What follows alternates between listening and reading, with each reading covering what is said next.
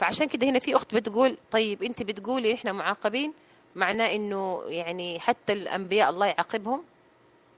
الله سبحانه وتعالى يعني ما جعلنا في منزلة الأنبياء حتى نحن نكون يعني ينزل علينا بلاء كبلاء الأنبياء. يعني لا تقارنوا أنفسكم بالأنبياء أبدا، ولا الأولياء ولا النبيين ولا الصديقين والشهداء. ليش؟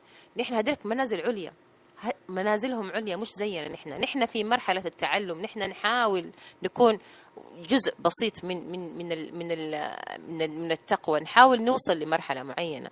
فهمت علينا كيف؟ هذه نقطة لازم تفهموها، ويعني وتعرفوا إنه نحن يعني مش بعملنا هندخل جنة ربنا أبدا. أول شيء إنه نحن نتواضع لله ونخشع لله، ونفهم إنه مش عشان نحن صلينا وصمنا وسوينا مثلا أعمال خير وتصدقنا إنه خلاص نحن بلغنا منزلة الأنبياء. لا، لازم الإنسان يعرف قدر نفسه. فلا تزكوا أنفسكم، هو أعلم بمن اتقى. الله سبحانه وتعالى يعلم من هو التقي، لكن لا أنا ما أعرف وأنت ما تعرف وكلنا ما نعرف، لكن نحن نجتهد، والذين جاهدوا فينا لنهدينهم سبلنا. هذا هو، نحن نجتهد إنه نحن نكون نوصل منزلة عند الله جيدة عالية، بحيث إنه الله سبحانه وتعالى يقبلنا نكون من المتقين ومن الأولياء. وأولياء الأمة ترى كثير.